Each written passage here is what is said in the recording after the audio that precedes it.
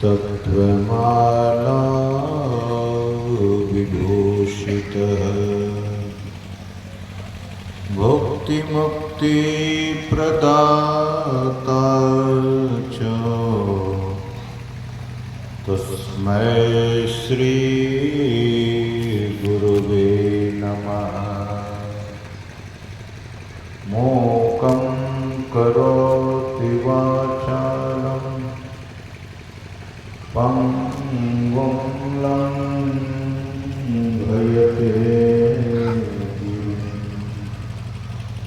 यत्कृपातमहं वन्दे परमानन्दमाधुर्यम्।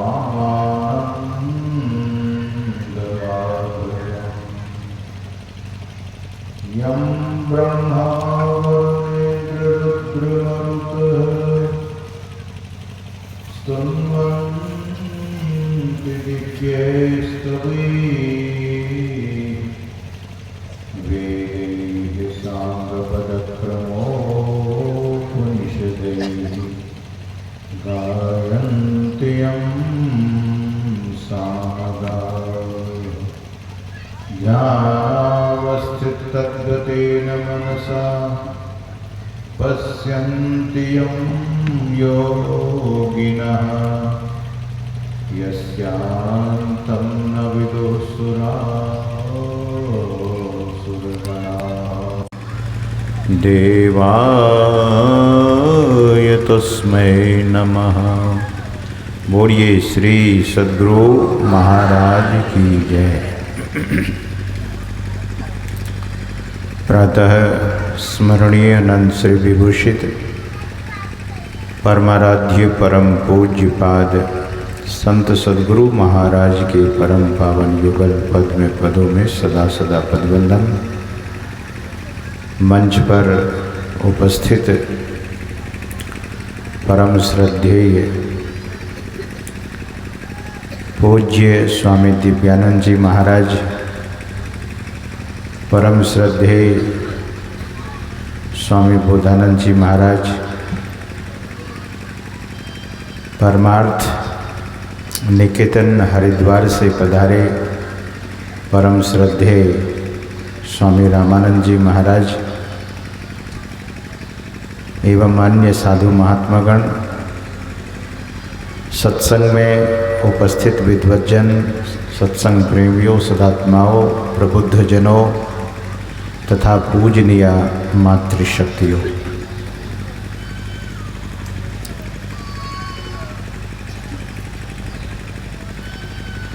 सबसे पहले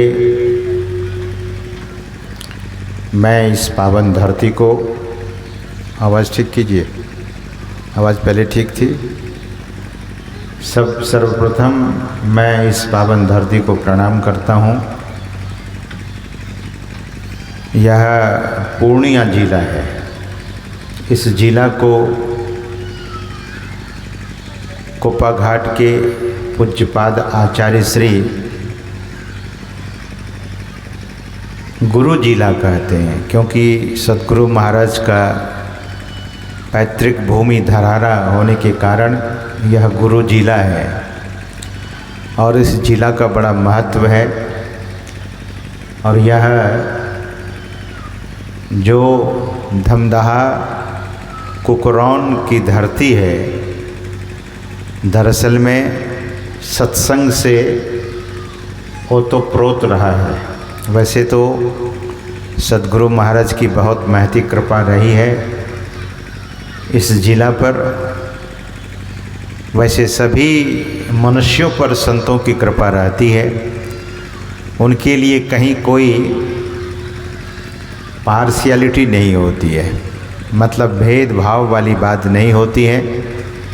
लेकिन फिर भी जहाँ महापुरुष होते हैं उस जगह की विशेषता अधिक मानी जाती है।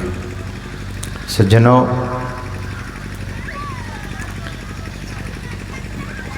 आप लोगों की तैयारी, यहाँ की जो सत्संग समिति के सज्जन वृंद हैं, भक्तजन हैं, उन लोगों ने बहुत उत्साह के साथ सत्संग की तैयारी की है।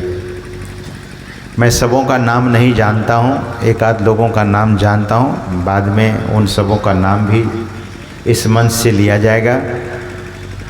तो जिस तरह से तैयारी आप सबों की है, मैं समझता हूँ कि उपस्थिति भी अपराह्न काल में उसी तरह की होगी। अभी मौसम खराब होने के कारण सुबह से, जैसे मैं सुबह में आश्रम से निकला था, सरसी पहुँचते पहुँचते उधर बहुत ज़ोरों की बारिश हो रही, और इधर जब आया तो देखा कि सड़क पर एक बूंद पानी नहीं। तो ये सद्गुरु महाराज की महती कृपा है कि अभी कुछ देर पहले बारिश थोड़ी सी तेज़ हुई थी, लेकिन सूर्य भगवान आप सबों को, हम सबों को दर्शन देने के लिए अपनी किरणें बिखेर रहे हैं। इससे आशा यही है कि सत्संग आप लोगों का बहुत धूमधाम से होगा। सज्जनों, अभी संत महापुरुषों के द्वारा आप लोग सत्संग के संबंध में बहुत सारी बातों को सुन रहे थे। सत्संग की कितनी महत्ता है, कितना महत्व है, इस सत्संग की महिमा के संबंध में गोस्वामी तुलसीदास जी महाराज ने मानस के बाल कांड में कहते हैं कि जहाँ शेष और शारदा यानी सरस्वती माता और शेष जी महिमा कहने में सकुचा जाते हैं। कहत साधु महिमा सकुचानी, साधु की महिमा कहने में उन लोगों को भी संकोच होता है। इतनी महिमा है साधुओं की और साधु के सत्संग की। अनुमान कीजिए, सद्गुरु महाराज बिहार की धरती पर अवतरित नहीं होते तो लोगों की स्थिति क्या होती, मानसिकता क्या होती। सज्जनों, एक संत हुए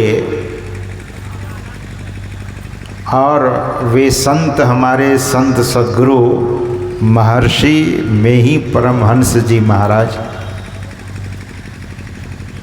तो उनका ज्ञान ऐसा कि हजारों लोग घर से बेघर हो गए। बेघर का मतलब साधु संत बन गए। हजारों लोग अपने घरों को छोड़कर उस शाश्वत घर की खोज में निकल गए, जिस घर में जाने के बाद फिर उस घर से लौट कर आना नहीं पड़ता है। कहों उस देश की बतियाँ जहाँ नहीं होत दिन रतियाँ, उस देश की बात। स्वदेश लोगों को लगेगा कि यह भी देश तो अपना ही देश है। निश्चय ही भौतिक दृष्टि से, भौतिक शरीर और भौतिक दृष्टि से हम आप देखें तो यह देश भी स्वदेश ही है। यह देश नहीं हो तो हम लोगों का अस्तित्व नहीं रह पाएगा। लेकिन ध्यान देंगे, जैसे व्यक्ति अपने घर में लौट कर आता है, कहीं से बाजार जाते हैं, वर्षा होने लगती है और वर्षा होने लगे और जोरों की बारिश होने लगती है तो लोग छुपने के लिए आश्रय ढूंढते हैं, किसी की दुकान में, कोई धर्मशाला में, या कभी कभी लोग देखते हैं कि पेड़ की छांव में जाकर आश्रय लेते हैं।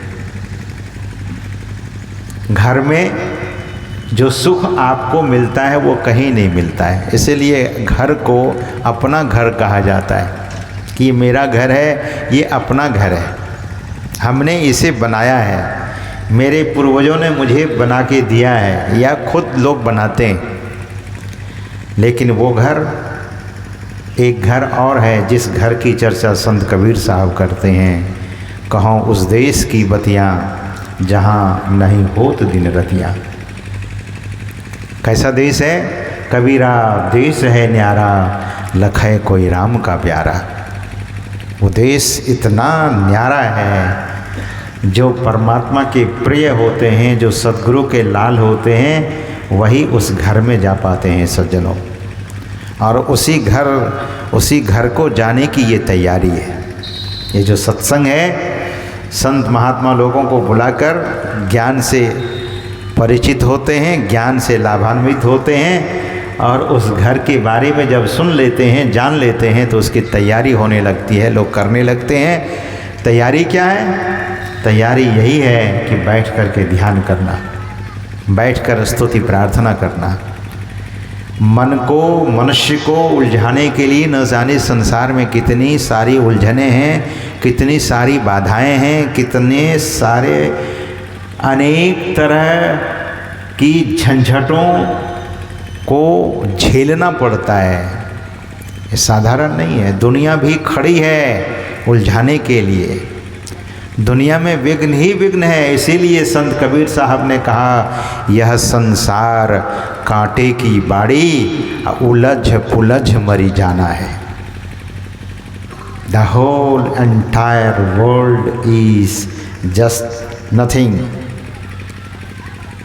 Thorn, it is not throne.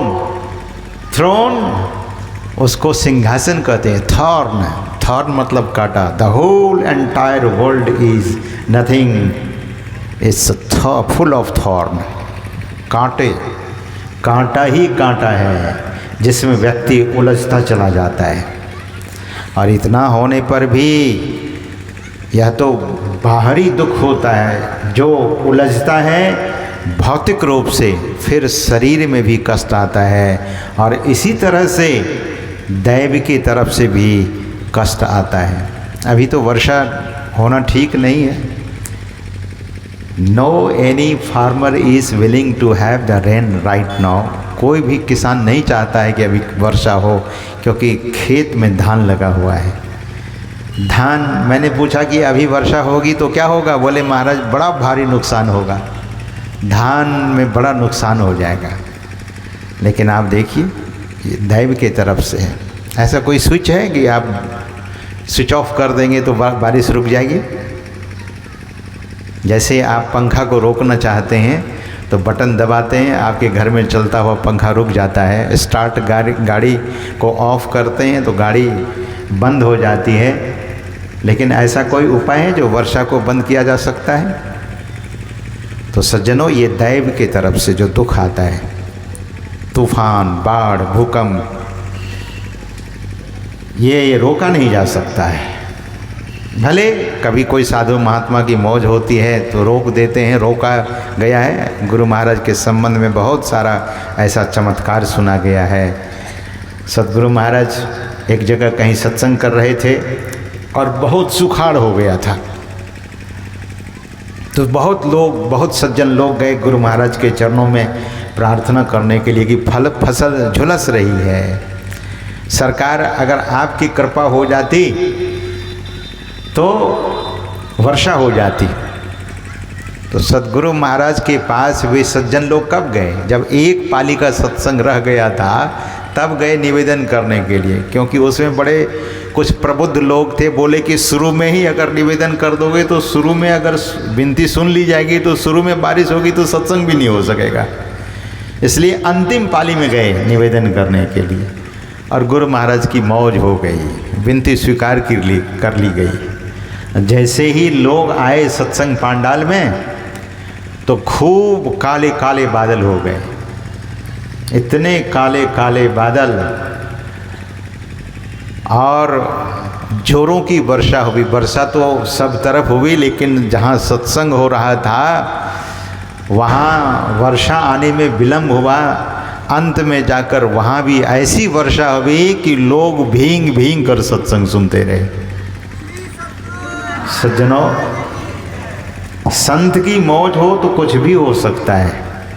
जो न करे लकीर असो करे फकीर। असंभव को संभव कर देते। तो सत्संग के संबंध में हम आप सुन रहे थे कि सत्संग की कितनी महिमा है। पटना में, बिहार की राजधानी पटना में एक बहुत बड़े सेठ रहते थे। भगवान श्री कृष्ण के, जगन्नाथ भगवान के वे बहुत बड़े भक्त थे। राम कहिए, कृष्ण कहिए, जगन्नाथ कहिए, एक ही बात है। तो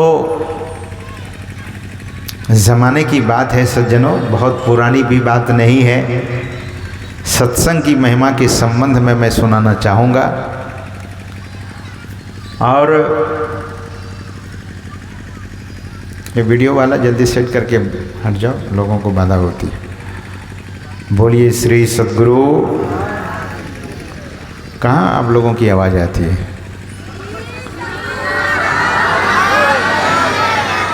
सज्जनों, पटना के सेठ थे, लेकिन भगवान के बड़े भक्त थे। उनके यहाँ एक ब्राह्मण जो पुरोहित का काम करते थे, बड़े एक निष्ठ ब्राह्मण थे।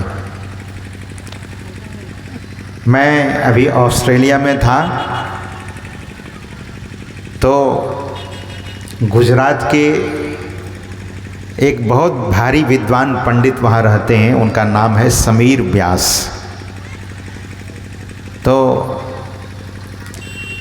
पिछले वर्ष उन्होंने मेरा कार्यक्रम कराया था और इस बार समीर व्यास जी ने दीक्षा ली।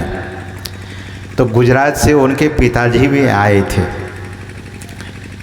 तो पिताजी उनके बड़े विद्वान, बेटा भी बड़ा विद्वान।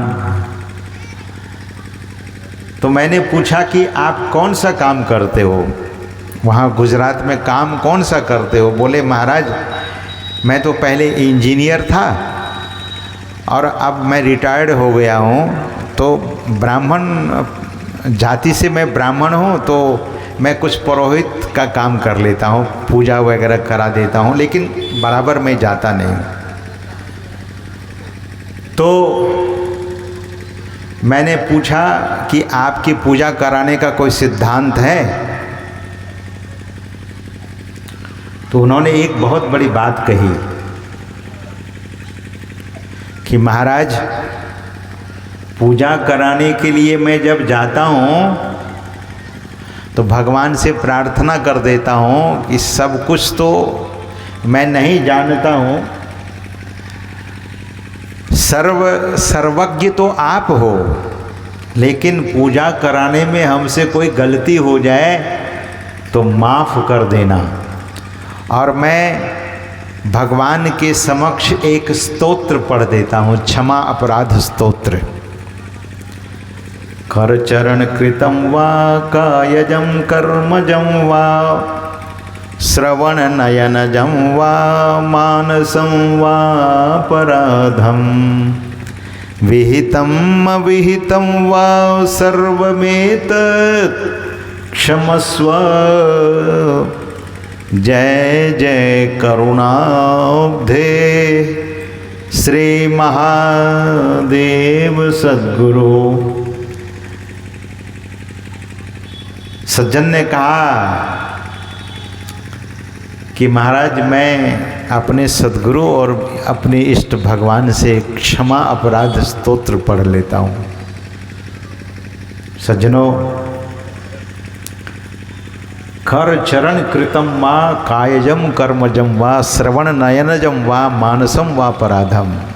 कर से, चरण से, मेरे हाथ से और श्रवण से, नयन से जो भी अपराध बना, बोले सर्वम एतत् क्षमस्व। और मन से भी जो अपराध बना, सर्वम एतत् क्षमस्व, सभी को क्षमा कर देना। तो ऐसा नहीं है, आज भी ऐसे ब्राह्मण लोग हैं जो बहुत कर्मनिष्ठ हैं। कर्म में जिनकी बड़ी निष्ठा है। तो मैं निवेदन कर रहा था कि सज्जनों, उस सेठ के यहाँ, पटना वाले सेठ के यहाँ एक सच्चे ब्राह्मण जो उन्हीं के यहाँ कुछ काम किया, पूजा का काम कभी कभार आकर किया करते थे। तो उस पुरोहित के मन में हुआ कि भगवान श्री जगन्नाथ जी का दर्शन करना चाहिए, लेकिन मैं तो अकिंचन ब्राह्मण हूँ, मेरे पास धन नहीं है, रास्ते में खर्च तो होगा, तो कैसे जाऊँ। तो सोचा कि मैं जाकर सेठ जी से निवेदन करता हूँ, अगर वो हमें कुछ खर्च दे दे जगन्नाथ जाने के लिए, जगन्नाथ जी जाने के लिए, तो बड़ा अच्छा होगा। गए, सेठ जी ने पूछा, आदर किया और पूछा कि महाराज आज तो कोई पूजा वगैरह के लिए आपको बुलाया नहीं, तो आपका आना कैसे हुआ। तो पुरोहित ने कहा कि महाराज, सेठ जी से कहा कि सेठ जी मुझे जगन्नाथ भगवान का दर्शन करने की इच्छा हो गई है, लालसा हो गई है। ध्यान से सुनिएगा, लेकिन मेरे पास पैसा नहीं है, मैं अकिंचन हूँ। अगर आपकी मदद हो जाती, आप अगर रास्ता का व्यय यानी खर्च दे देते तो मेरी यात्रा हो जाती। सेठ जी बहुत प्रसन्न हो गए और सेठ जी ने कहा कि ये कौन सी बड़ी बात है, आप जरूर जाइए, श्री जगन्नाथ भगवान का दर्शन कीजिए, रास्ते में जो भी खर्च होगा उसका खर्च मैं आपको देता हूँ। और अपने पॉकेट से रास्ता का खर्च उनको देते हुए यह कहते हैं कि ये लीजिए 100 रुपये, अलग से 100 रुपये आप मेरी तरफ से श्री जगन्नाथ भगवान को चढ़ा देंगे। तो पुरोहित को रास्ता का खर्च तो मिला ही था और 100 रुपये अलग से मिला कि श्री जगन्नाथ भगवान के चरणों में चढ़ा दीजिएगा। ऐसा बहुत बार होता है, बहुत लोग कुप्पा घाट जाते हैं तो अगल बगल के कोई सत्संगी कहते हैं कि मेरा भी चढ़ावा इतना चढ़ा दीजिएगा। तो सज्जनों, वह पुरोहित जब चलता है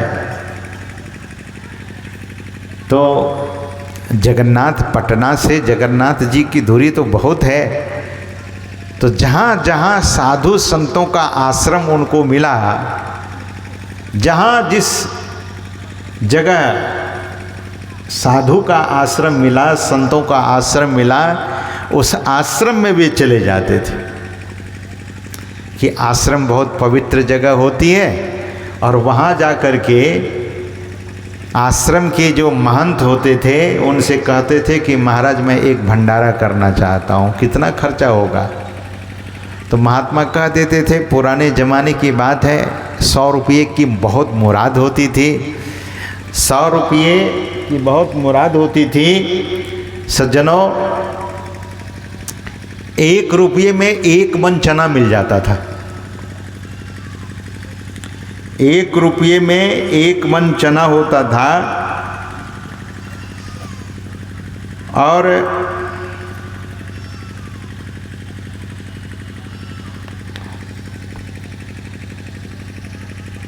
बहुत बढ़िया भंडारा हो जाता था।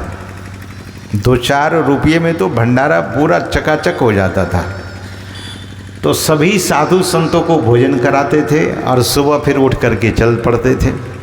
फिर कहीं आगे जाकर कोई आश्रम मिलता था तो भंडारे की व्यवस्था करते थे, साधु महात्मा को जिमाते थे, बड़े गदगद होते थे साधु महात्मा। कभी आप हरिद्वार गए होंगे तो साधु महात्मा जो वहाँ भंडारा खाते हैं तो चुपचाप भंडारा नहीं खाते हैं, वो कोई न कोई श्लोक भंडारे के बीच में बोलते रहते हैं, कोई न कोई श्लोक बोलेंगे।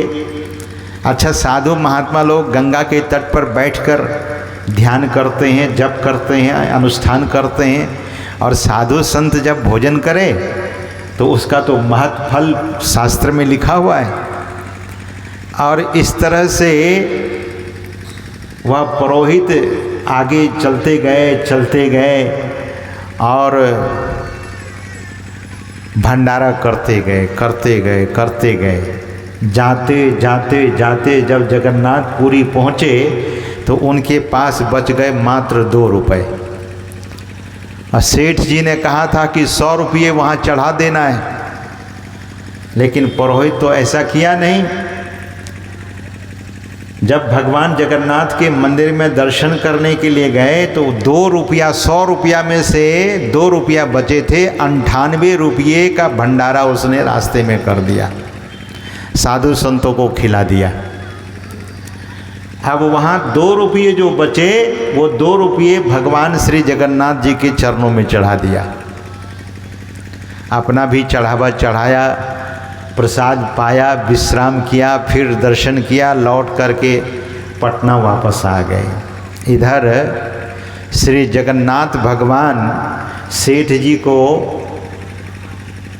स्वप्न देते हैं कि आपने जो 100 रुपये भेजा था मेरे लिए चढ़ाने के लिए पुरोहित के द्वारा, उसमें से 98 रुपये मिल गए, लेकिन 2 रुपये नहीं मिले। कितने मिल गए? 98 रुपये मुझे मिले और 2 रुपये नहीं मिले। भगवान के चरणों में 2 रुपया तो चढ़ाया गया था, 98 रुपये तो चढ़ाया नहीं गया था। लेकिन भगवान तो उल्टा ही स्वप्न देकर सेठ जी से कह रहे हैं कि आपने जो रुपया भेजा था 100 रुपये मेरे लिए, उसमें से 98 रुपये मुझे मिल गए और 2 रुपये मिले नहीं। मतलब पूरा का पूरा 100 रुपया नहीं मिला। सेठ जी की नींद टूटी और पुरोहित पर बड़ी अश्रद्धा हो गई। आखिर ब्राह्मण है ना, 2 रुपया रख ही लिया, लेकिन बात तो ऐसी हुई नहीं थी। सज्जनों, सेठ जी को बड़ा गुस्सा आया और खबर दे करके ब्राह्मण देवता को बुलाया गया, पुरोहित को बुलाया गया और उनसे पूछा गया कि 98 रुपया आपने चढ़ाया और 2 रुपये चढ़ाया ही नहीं। तो पुरोहित भी तो बड़े ज्ञानी थे, कोई साधारण थे नहीं। उसने पूछा कि इसका गवाह कौन है? बोले इसका गवाह साक्षात नारायण है, साक्षात श्री जगन्नाथ भगवान मेरे स्वप्न में आकर मुझसे यह बात कही है। तब पुरोहित ने कहा कि सेठ जी, मैं जब यहाँ से चला तो आपके पैसे से भंडारा किया, साधु संतों को खूब खिलाया और जगन्नाथ जी पहुँचते पहुँचते 2 रुपये बच गए। वही 2 रुपया मैं भगवान के चरणों में चढ़ा दिया। तब सेठ जी जब इस बात को सुना तो बच्चे की तरह फफक फफक कर रोने लगे कि ये साधारण पुरोहित नहीं है, मेरा उपकार किया है। भगवान ने क्या संदेश दिया? पुरोहित भी रोने लगे और सेठ भी रोने लगे कि आखिर वो चढ़ावा, मतलब ये जो साधु महापुरुषों का आप दर्शन कर रहे हैं, ये कोई साधारण नहीं होते हैं। लोग कहते हैं कि साधु संतों को क्या पैसा देंगे? नहीं, साधु संतों को आपने दे दिया तो वहाँ नारायण लोक तक चला गया आपका दान। यही तो हुआ, साधु संतों को खिलाया तो भगवान ने कहा कि 98 रुपये का भंडारा हुआ, तो यानी साधु संतों को खिलाया गया तो उसकी गिनती हो गई। सज्जनों, साधु का दर्शन के संबंध में संत कबीर साहब क्या कहते हैं? लेखा की वाही घड़ी है, बाकी के दिन बाद। कबीर दर्शन साधु के, साहब आवे याद। दर्शन साधु का तो परमात्मा की याद, और परमात्मा की याद आती है तो वही लेखा की घड़ी है।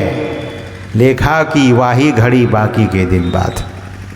सज्जनों, सत्संग की महिमा साधारण नहीं है। भंडारा खिलाने से भगवान को वह भंडारा स्वीकार हुआ और 2 रुपया जो चढ़ाया गया भगवान उसकी गिनती ही नहीं की। भगवान मात्र 98 रुपये की गिनती की और 98 रुपये चढ़ाने की बात सेठ जी के कानों में जाकर कह दिया। इसीलिए ये जो सत्संग सदगुरु महाराज के द्वारा चलाया गया है ये कोई साधारण नहीं है। संत कबीर साहब ऐसे नहीं कह दिया, इस सत्संग में लाभ बहुत है, तुरंत मिलावे गुरु से। मूर्ख जन कोई सार न जाने, सत्संग में अमृत बरसे। सत्संग में अमृत की वर्षा होती है। अभी बारिश की बूंदें थोड़ी घनी हो गई, ज़्यादा हो गई, तो कुछ लोग उठ के चले गए, बोले कि अब क्या भीगना है सत्संग में, लेकिन आप लोग बैठे रह गए। यही है प्रेमियों की निशानी, प्रेमियों की पहचान। वर्षा की बूंद समय भी ऐसा नहीं है, लोग वैसे डरते हैं कि भीगेंगे तो सर्दी बुखार हो जाएगा, लेकिन सत्संग तो सबसे बड़ा औषधि है। ये सबसे बड़ा औषधि है, इसमें परमात्मा का नाम लिया जाता है। राम विमल रस औषधि रहत संत के पास, लक्ष्मी पति अनुपानते अकरत व्याधि को नाश। तो सज्जनों, सत्संग की इतनी महिमा है। वेद के उस पावन मंत्र को आपने सुना होगा, ओम युञ्जानः प्रथमं मनस्तत्वाय सविता धियम अग्नेर ज्योतिर्निच्चाय पृथिव्या अध्याभरत। इसकी व्याख्या, इस मंत्र को खास करके मैं जब पढ़ता हूँ, दोहराता हूँ, आवृत्ति करता हूँ, तो मंत्र में से एक एक शब्द में से हजारों शब्द निकलकर सामने आता है। साधारण है सज्जनों। हम आप योग की बात सुनते हैं, सत्संग योग से वेद मंत्र का जो पाठ है इसमें भी योग भूमि की चर्चा है, दृष्टि योग की चर्चा है, मानस योग की चर्चा है। तो ये कौन सा योग? ये जो मानस योग है, इसी में मानस जप है और इसी में मानस ध्यान है। सत्संग योग में स्पष्ट लिखा हुआ है कि मानस जप। और जप के संबंध में गीता में भगवान श्री कृष्ण कहते हैं, यज्ञा नाम जप यज्ञोस्मि। यज्ञों में मैं जप यज्ञ हूँ। जप कोई साधारण है, लेकिन ध्यान दीजिए, जो श्रद्धा से जपता है, जो निष्ठा से जपता है, जो बिल्कुल व्याकुलता से जपता है। हम लोगों ने तो एक नहीं हजारों बार परीक्षण किया है और तत्काल सद्गुरु महाराज की कृपा होती है। जप कोई साधारण नहीं है। एक बार चर्चा हो गई कि ये जो गुरु मंत्र की दीक्षा संत मत में दी जाती है, ये वैदिक भी है कि नहीं है, ये सनातन मंत्र है कि नहीं, ये वैदिक मंत्र है कि नहीं? निश्चित रूप से है।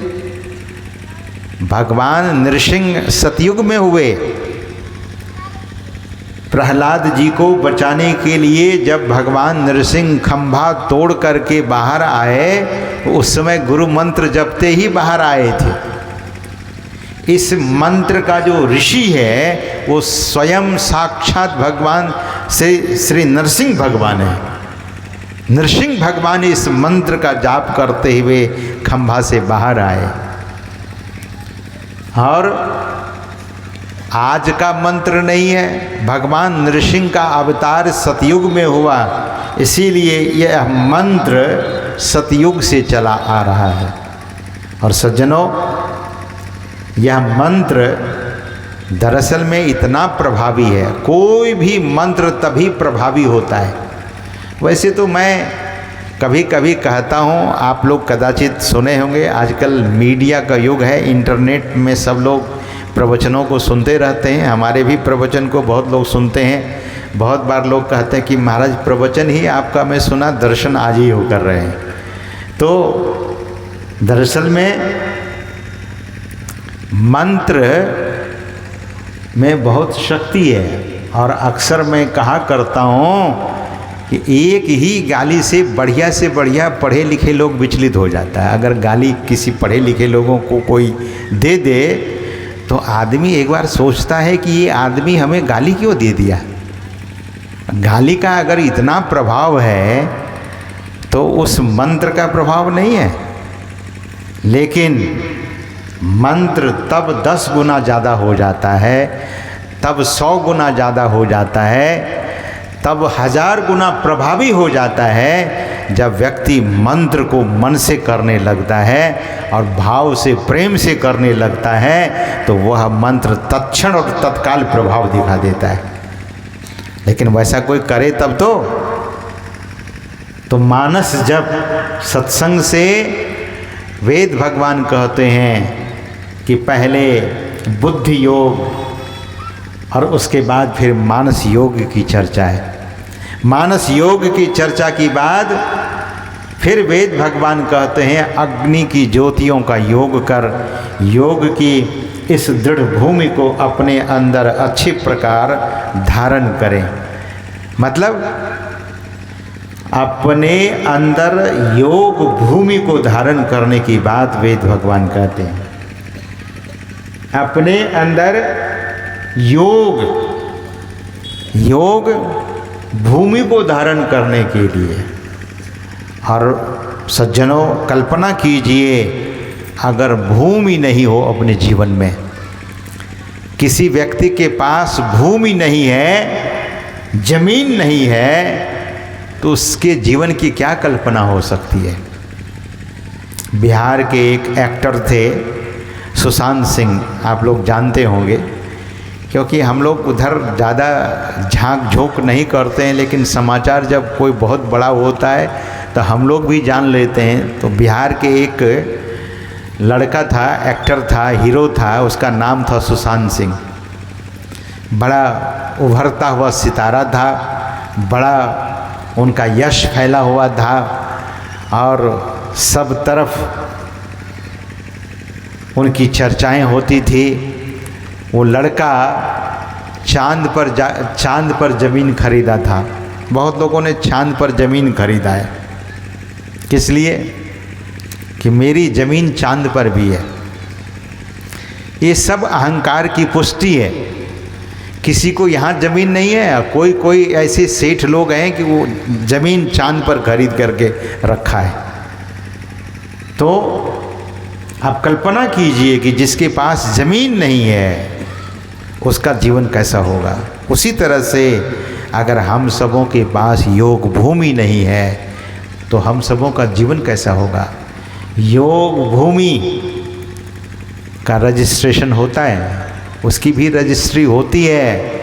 जिन लोगों ने दीक्षा ली, जमीन रजिस्ट्री तो करा ली है, योग भूमि की रजिस्ट्रेशन तो हो गया है, लेकिन अगर उस भूमि को लेकर न तो मकान बनाया, न दुकान खोला, न खेती किया, उसका उपयोग ही नहीं किया, तो रजिस्ट्री तो है लेकिन फ़ायदा क्या होने वाला है। वही स्थिति होती है लोगों की। दीक्षा लेना ठीक बात है, अच्छी बात है, लेकिन दीक्षा लेकर जो ध्यान करता है, जो जप करता है, जो मानस ध्यान करता है, जो दृष्टि साधना करता है, जो बिंदु ध्यान करता है, ऐसे ही लोग उसके फायदे से लाभान्वित होंगे, उसी को फायदा होने वाला है। नहीं तो दीक्षा लिए हुए तो बहुत सारे लोग होते हैं, दीक्षा 40 साल पहले ले चुके हैं, 60 साल पहले ले चुके हैं, लेकिन आज भी पहला ही दिन उसके लिए। तो ऐसा नहीं, यह जो योग है बहुत साइंटिफिक है। This is very very scientific yoga, and we should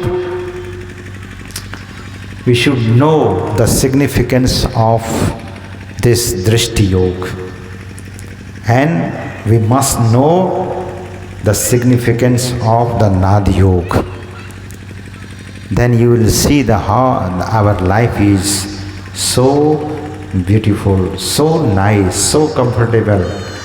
If we are not knowing, if you are keeping your life away from such a divine yoga, then nothing is going to happen in our life. Simple human being, you have born and you will go simply from this world. You are going to depart from this world simply.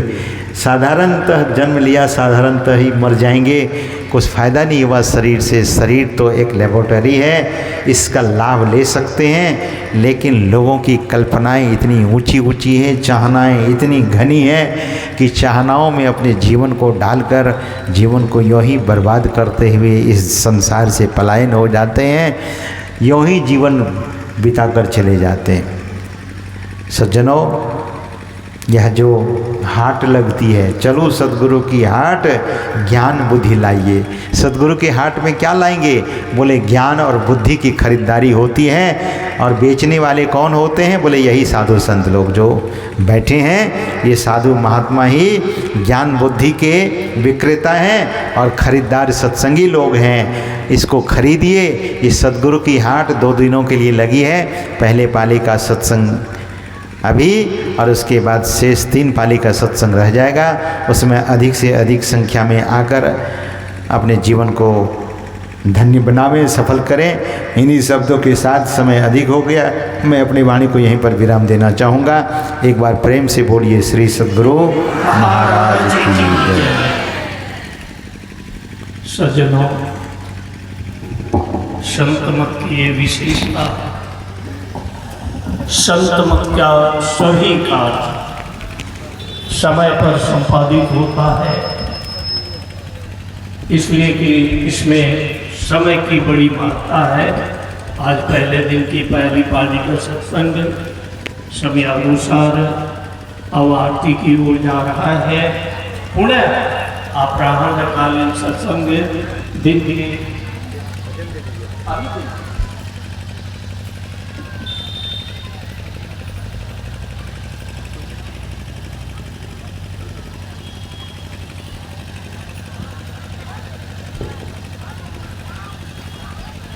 दोपहर